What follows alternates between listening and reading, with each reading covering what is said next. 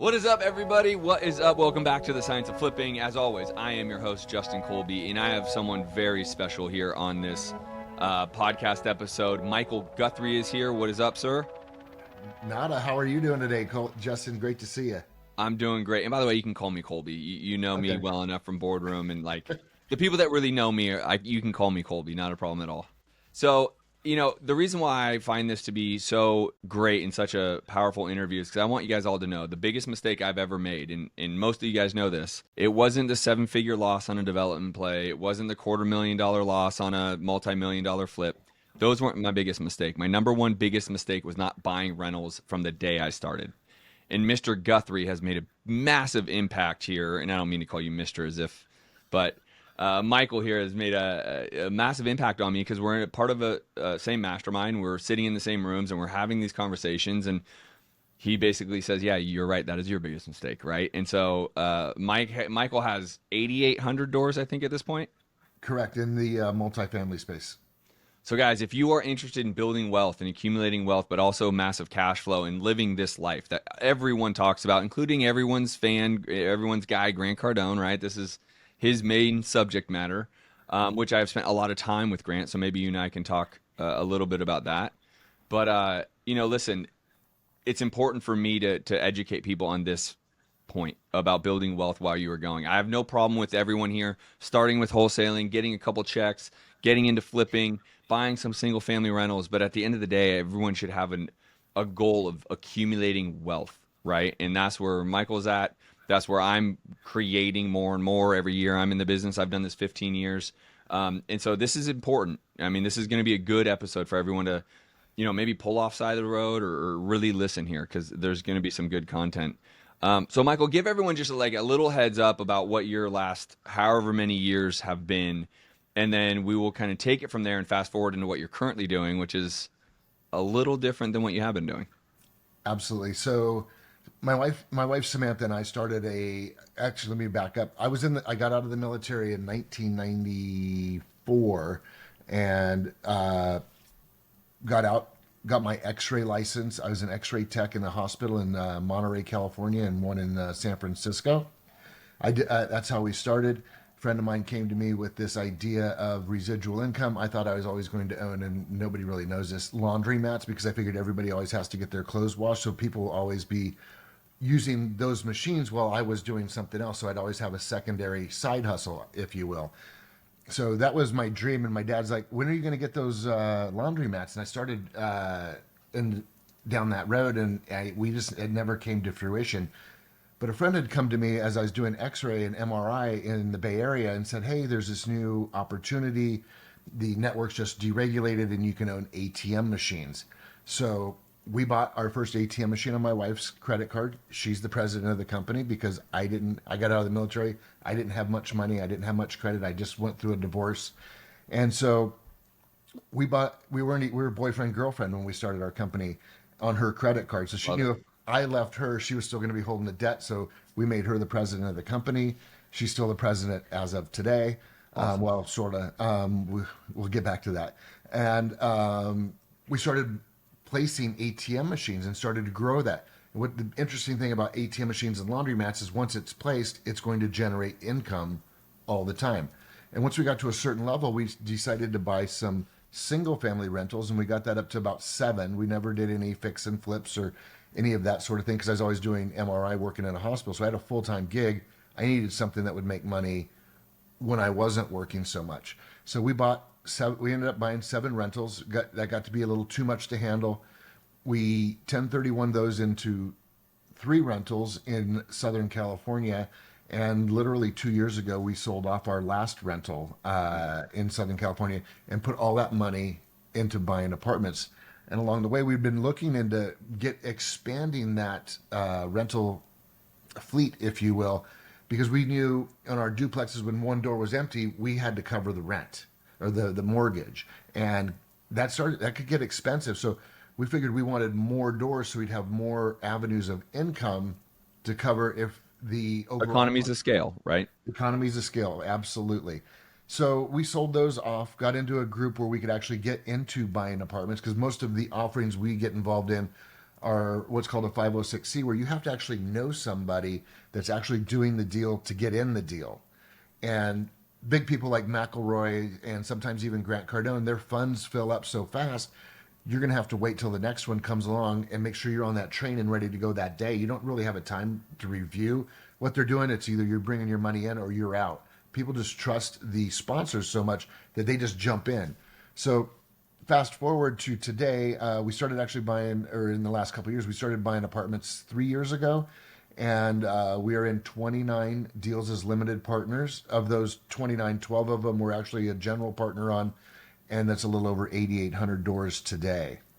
So we've taken it from almost nothing into something very, very large. And the reason is the more doors, the more possible income that could come in. So then you can actually stop your W 2 job if you have one and actually start living off of your residual income. And that's the goal for me is more residual income so that I can actually live. I can't live off net worth. I can actually only live off of cash flow. And I know we're all in bed with that because we do.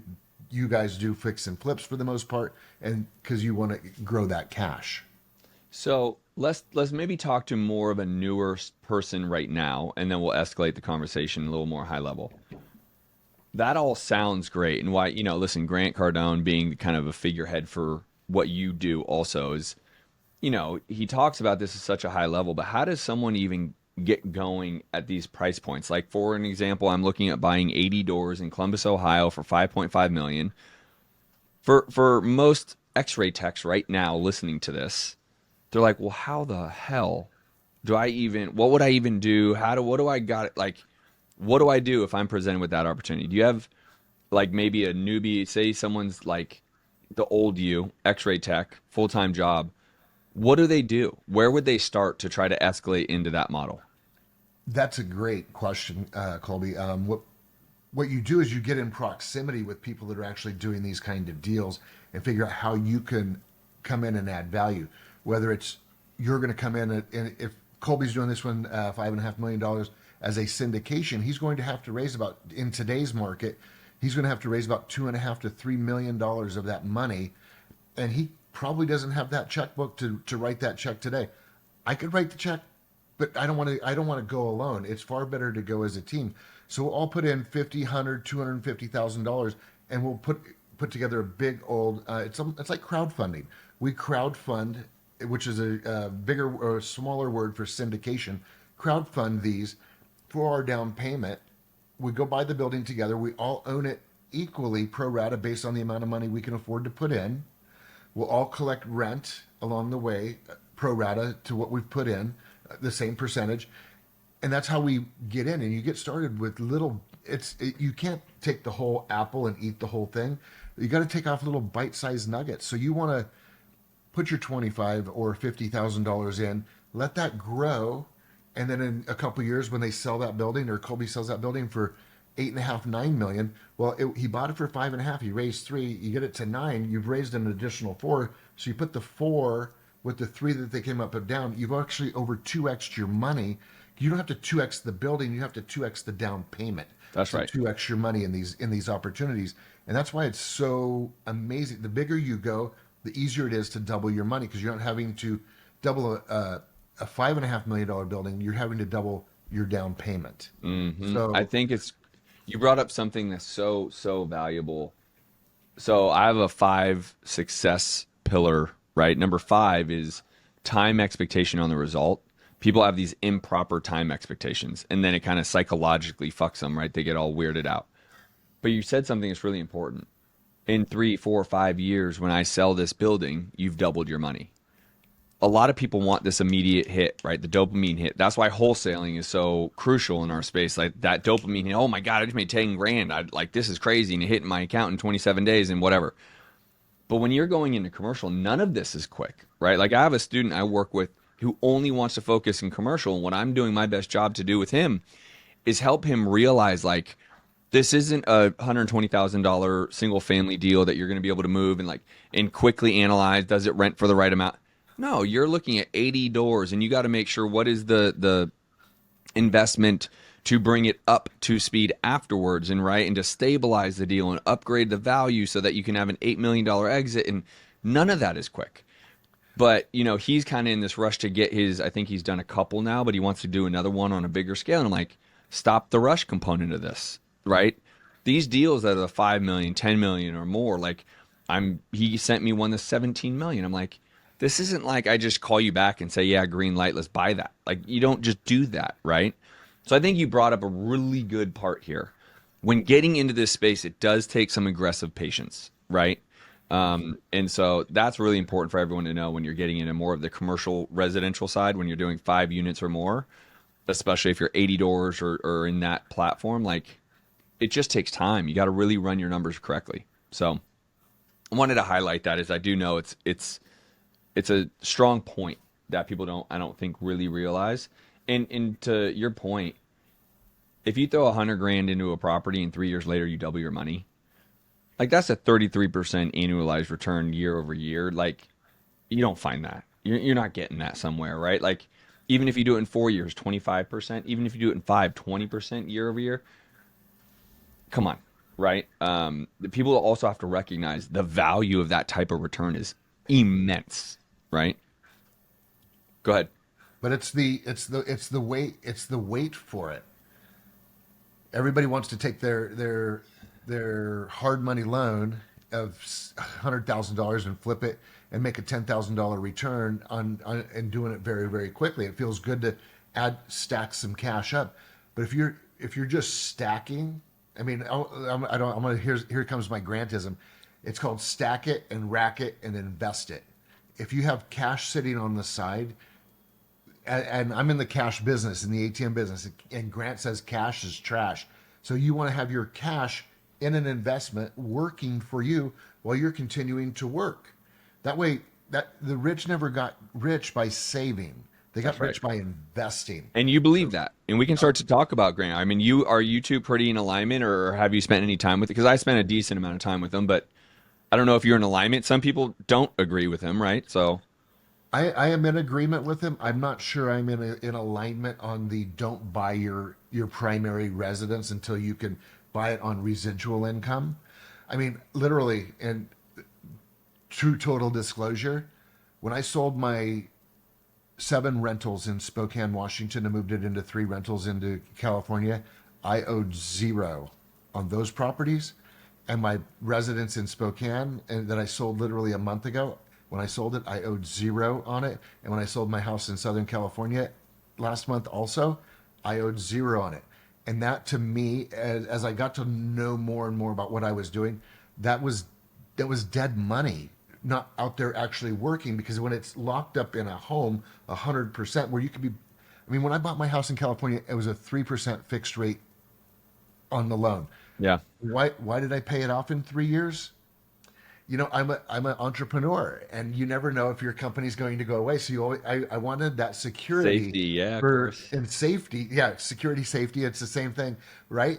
For me and my wife, and so we always paid things off, and now we look at things, but we want to be smart about how we leverage our dollars. And can we take a money that could be making 5% in something really secure today, like a bank account? Or do we want to invest it in something that's going to return 13, 15% Yep. on an annualized basis? 20% is a great hit, but that's a 5-year hold on a bigger building without probably cash flow, which I know a lot about because I have 29 of them and only about 40% are cash flowing. To me right now, a lot of people are just holding their cash because they're uncertain about what the interest rates are going to do. So rather than have capital calls, they're just gathering capital right now and making sure that they're flush. If something goes awry, they can actually weather the storm. It's a game where you better have, if you're going to play the game of multifamily, 80 units, $5.5 million, you better have some liquidity. The lender requires you to have some liquidity, but they don't always verify that. But you're required to have a certain amount of liquidity, usually 10 to 20% of the loan value. So you want to make sure the people you align yourself with, or put your $25,000 or $50,000 in their deal as a brand new person getting into this investment space, that the people you're aligning with have the liquidity to weather the storm, so they're not coming back to you going, man, thanks for the acquisition fee. I don't have any of my own money in the deal at this point in time, but I have yours. And now we're going to do a capital call because I don't have any money again, and we need to all lift up this property. You don't want to be in a deal with people like that. You want to be in a deal with people who are like, when they close, they have skin in the game. I'm guessing you've maybe been in one or two of those scenarios. Have you been in a deal like that where I've you seen some deals presented like that, and I know the people that are doing the deals are the GP's putting in his 50 grand with everybody else as earnest money. They take their acquisition fee of $100,000. Now they have $50,000 to the good over here, and they don't have any skin left. right? And the guy calls me to ask me to help him raise his last $900,000 on the deal, and I go, remember your webinar when you explained it, and I go about page 4 of your deck, and you said you were taking this acquisition fee, and now you, I go, you didn't say you were going to be the deposit, but you said you were only putting 50 grand in, and I know when you got your acquisition fee, you got 100 and some odd $1,000. So now you're sitting up here, and you want me to come and raise your last $900,000? I go, my investors will not play with you because you have no skin in the game. So when things go awry, you're going to look back to my people to fund this party, and you're going to be standing over there going, I don't have any money. And Yeah. I go, so I can't do business with people that don't have. You have to have a little bit of money to get in on the general partnership side because you have to have the liquidity, and that's just the way I play. Not I love it. everybody plays that way, but if you're going to invest in something I'm doing, you have to know I'm 100% in with Yeah. my dollars. Yeah, yeah. I love it. Listen, I think this is why a lot of times Grant again makes it very appealing, but it's because essentially he's raising capital for his fund, and now you're a part owner of it because it's a syndication, etc. Um, but for someone, the average Joe, the guy, the old Mike, doing the X-rays, very difficult to break into the space. It is not easy, right? And Right. so let's use the example of this deal, and I could probably even pull it up live here on this episode, but I think the seller wants 5.3, 87 doors, and it will need 1 million after I buy the bad boy. How do you look at, and again, I could probably give you the real time cash flow, and out of the gate, it's losing money now. So it'd be a burn for a year or two. And then after you stabilize, or after I would be stabilizing it, the valuation I think is 8 to 9, somewhere in there. So I'm in for 6.5 valuation, 8 to 9. Those numbers look fine, right? But how does how do you specifically, what are you looking for in that deal to find that to be a good deal? Is it cap rate? Is it cash on cash? Is it equity position at the end of the 24 months? Is it a combination of all of it? Is it, how are you looking at it? A couple things I look at is definitely cash on cash because investors are looking for cash on cash, even though there's not a whole lot of cash on cash right now in the value add space. Number one. Number two, what's it going to take to get to stabilization? Number three, how far off of market rents are we, and how far do we have to go with our upgrades to get there? And what does that look like? What's that timeline? What's the horizon? Are we 12 months to stabilization? Are we 18 months to stabilization? Because you can't just go in and boot people out to Right, upgrade their units, or you can't right, upgrade their units while they're still living in them, unless you have like once you have like if they're so you have 6 of the exact identical units across this complex. You can go, okay, when this I'm going to do 4 in each category. So I'm going to upgrade 24 units. So once you get in and measure, you can actually call and get all your stuff ordered and stocked and measured. So then when it flips, boom, you're done in literally a week and a half, 2 weeks because you have all your hmm supplies already ready. That way you're back on the market. The longer your stuff's off the market, the longer you're having to bleeding. feed that non-income producing unit. I mean, I have a partner on a 276 unit deal in Nashville. When we bought it, we were at 98% occupied. Today we're running right at 92% because every time units go offline because somebody's moving out, they were taking them down do the renovations, and it's taking 3 weeks to do renovations. And I go, we finally bought all the materials to do the renovations. We've cut our reno time from 3 weeks to a week and a half, and now we're actually increasing our occupancy to like 95%, and we're only taking down less than 5% of the units as they come up for renewal. Yep. So we want to keep that way we can keep cash flow going out to our investors, because nothing's more important to an investor than that check that comes in the mail. I Yep. mean, like you, I like checks in the mail, and I like getting them when I don't have to do a lot for them. So if I Amen. put a little bit of money into this deal, and next thing I know, I go out to the mailbox and there's 3 or 4 checks in there. My wife's like, "Dude, you're the hero. You're bringing That's the in game. money, and we're just sleeping." And that's the game we're all trying to play long Yeah, and, term. and why it's important to have a conversation with you with 8,800 doors, right? And but also be speaking to the person that wants to get a door, right? Is because there is this patience level to this. Like it's not like Michael 2 years ago made this decision, stop doing X-rays. This is a how long have you been doing the multi-unit space? 3 years. 3 years, and It's that's a very, lot faster than most, right? it A lot. is, and I was gonna help you with that one. Yeah, it's a lot quicker than most. And why is that? I had I had an ATM company generating a truckload of income. So we needed to find tax advantages for us on that. So 3 years ago, I became a real estate professional. I took myself off of payroll at my ATM company. We increased my wife's salary to cover our income. So we had income. And then I went out and I started gathering properties. And every K1 I gathered as a real estate professional offset her active income. Over the last 3 years, that's probably saved me one and a half to $1.7 million Taxes. in federal income tax. I haven't paid federal income tax in 3 years. I'm not going to pay it this year That's right. because the tax benefits of owning multifamily are so significant. That's why people do it. Yeah. 100%. I mean, listen, I bought my first self storage this year, 2.4 million acquisition. 2 years from now, it should be in the fours, right? So same thing, just no Yep. tenants, right? No toilets and whatnot. We have a mutual friend, Todd. I mean, he's into this. Alex is in this heavily. It's a great model. But I say all that to say there's other reasons besides just the income to be doing this, right? So if you are a fully employed person, you should be looking for avenues for a reduction in your own personal taxes. As we just talked about, Michael went full-time real estate professional on his tax return. His wife's income increased, but the idea there is as long as they were acquiring and having tax write-offs, they could use it against his wife's income, and now there's no tax return, right? Or there's no, payment to the IRS. Let's call it what it is. Yep.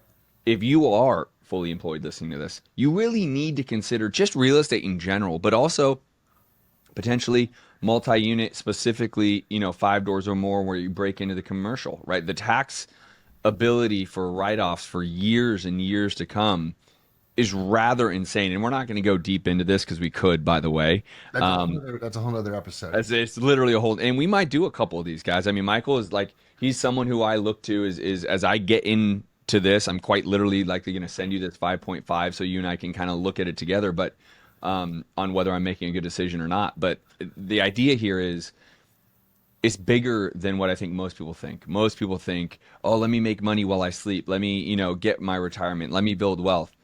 Well, some of this is also let me keep the money I'm making already, right? That's also another big one, right? If I'm already making, let's just say 100 grand a year, why am I giving 30, 40 grand away to the IRS? How do I keep it?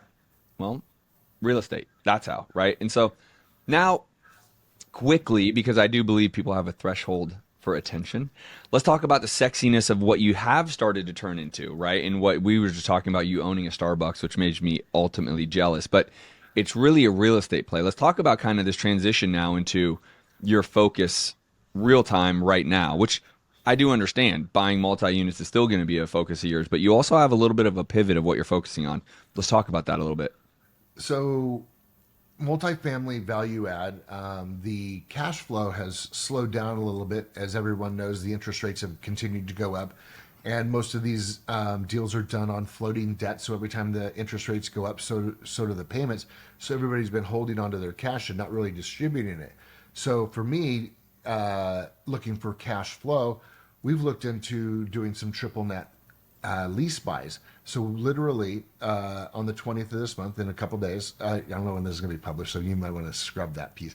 But literally in a few days, I will be an owner of a plot of land and a building that Starbucks is our tenant, and it's Starbucks corporate, and our rent is guaranteed for the next 20 years unless Starbucks corporate goes under, which means they would have to close 12 to 14,000 stores worldwide and go out of business. Mm-hmm. Otherwise, we get paid our rent.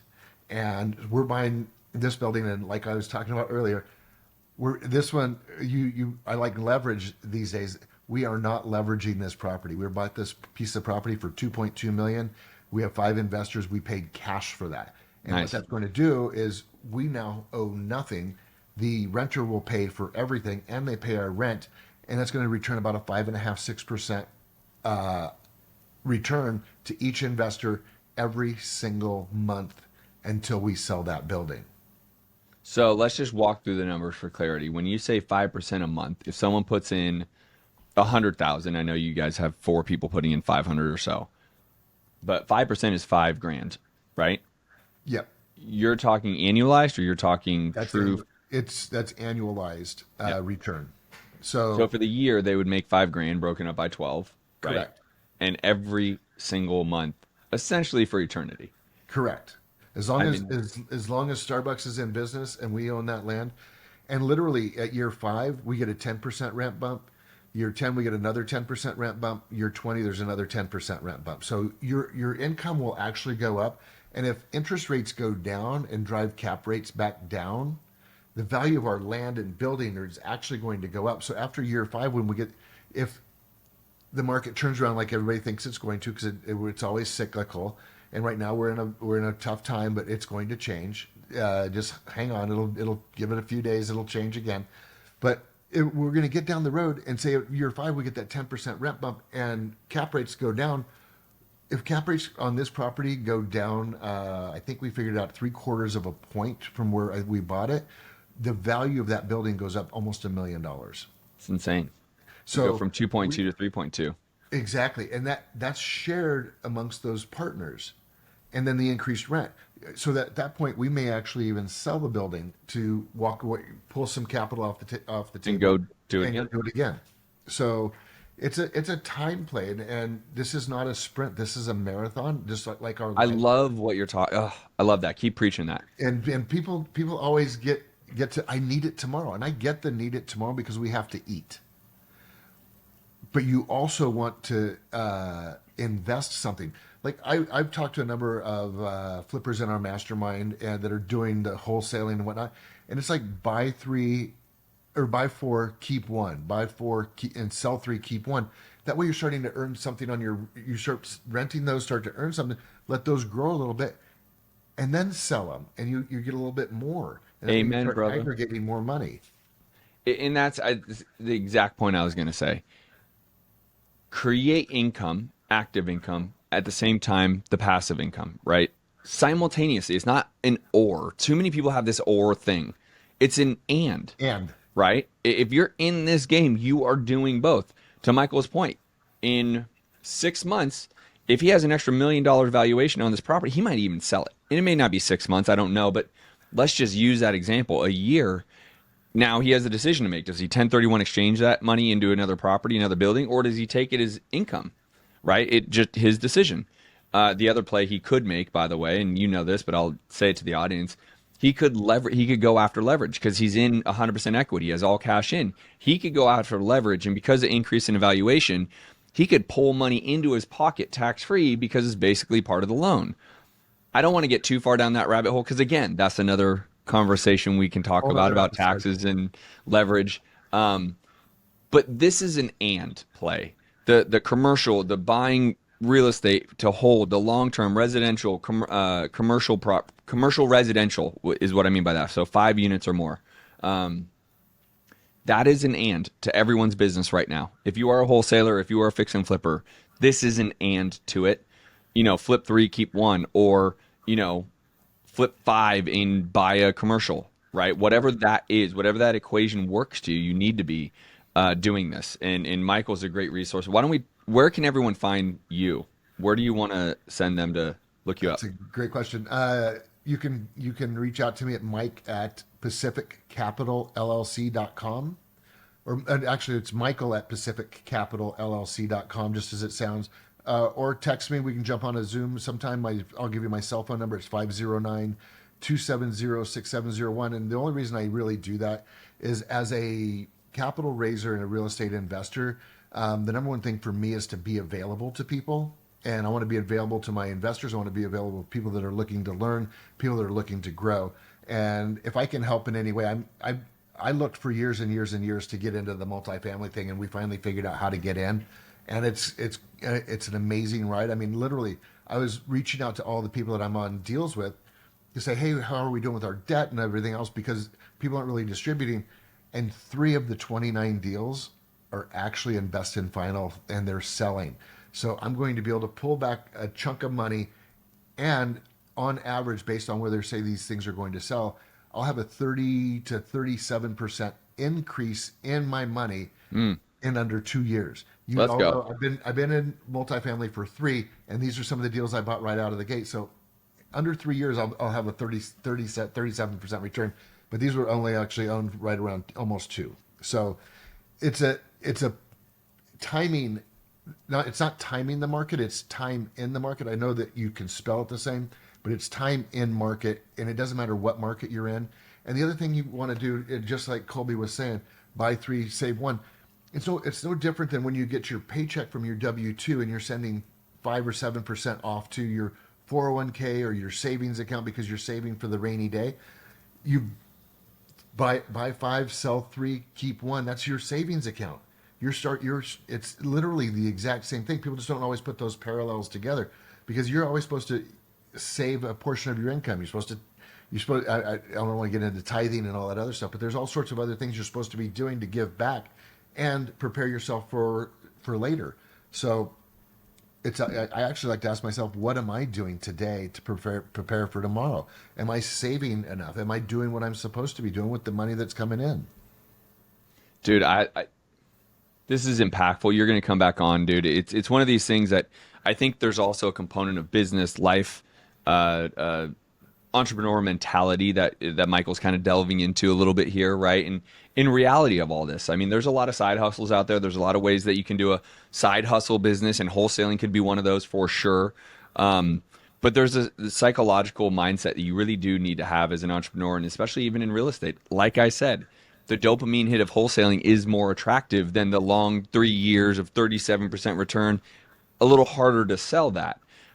But if you really want to play in the game of income and wealth and doing it all, you got to think a little different. It's okay to get the dopamine hits and the quick cash of wholesale, even flipping, but you got to play more in the Michael realm. This is where I've been headed now for the last 2 years of my career. I've been accumulating rentals, as I just said, jumping into storage. I'm looking at this quite literally. I'm going to talk to Michael about this $5 million. That's where I'm going. It was the biggest mistake to not do it 15 years ago. I've done this business 5x as long as Michael. He has accumulated way more wealth than I have in just 3 years. So listen to the man.